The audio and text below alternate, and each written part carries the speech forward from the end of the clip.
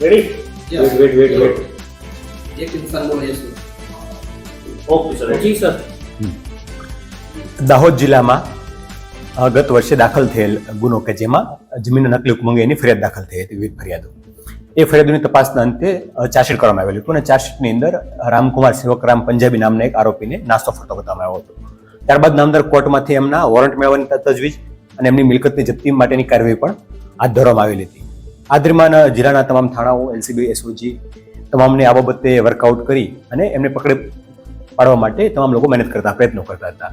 એ દરમિયાન ગઈકાલે એક માહિતી મળી હતી કે આરોપી છે એ અમદાવાદ ખાતે કોઈ કામસર આવવાનો છે અને માહિતી અન્વયે સાહેબની ટીમ જે ફિલ્ડમાં હતી એ ટીમે એ વિસ્તારમાં સર્ચ કરતા રામકુમાર સેવકરામ પંજાબી ઉર્ફે રામુ પંજાબી છે એ પકડાઈ ગયેલ છે અને ગઈકાલે એમને પકડી અને સાહેબની ટીમે પોલીસના હવાલે કરેલ છે.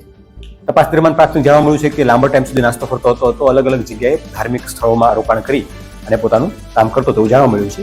અને હાલમાં એને આ મદદગારી કોણે કરી હતી, તપાસમાં અન્ય કોણ લોકો સામેલ છે, કોના કહેવાથી આવું શું થઈ હતી, સરકારી કર્મચારી કોણ સામેલ છે, અન્ય કોણ વ્યક્તિના વતી કામ કરતો હતો, નાણાકીય લેવડ કેમ હતી, આ તમામ મુદ્દાઓ પર વિગતવારની તપાસ ચાલુ છે અને આજે એને કોર્ટમાં પ્રોડક્શન કરી અને રિમાન્ડ માંગવામાં આવશે.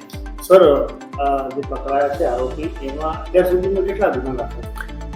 ટોટલ જે આપણે ગુના દાખલ થયા હતા એ પૈકી આપણે એક કેસમાં વોરંટ કઢાવેલું છે અને અન્ય કેસોમાં પણ એમના નામ ખુલેલા છે. અન્ય કેસોમાં અમુકમાં નાસ્તો ફરતો બતાવેલો છે એને અને અમુક કેસોમાં તપાસ ચાલુ છે એટલે જેમાં નામ ખુલી શકે છે. એટલે હવે આરોપી કસ્ટડીમાં આવ્યો છે તો એ તમામ ઇન્ટ્રોગેશન કરી અને જે અત્યાર સુધી તપાસ થઈ છે એમાં એની ક્રોસ ઇન્ટ્રોગેશન કરવામાં આવશે અને જ્યાં જ્યાં એના તપાસમાં જણાવ્યું છે એ તમામ કેસોમાં એને અટક કરવાની કાર્યવાહી કરવામાં આવશે.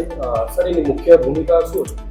પ્રથમ દ્રષ્ટિએ મુખ્ય ભૂમિકા છે આજે હુકમો ખોટા બનતા હતા તો એ અંગે સરકારી કર્મચારીઓ હતા એમના લાયસન્સમાં રહી અને હુકમો કરાવવામાં એમનો રોલ હોવાનું પ્રાથમિક તપાસમાં જણાવ્યું છે. તેમ છતાં ઉનાપૂર્વક તપાસ હાલમાં ચાલુમાં છે. સર, પોલીસ રિપોર્ટમાં કેટલી મિલકતો છે એ બાબતે તપાસ ચાલુ છે.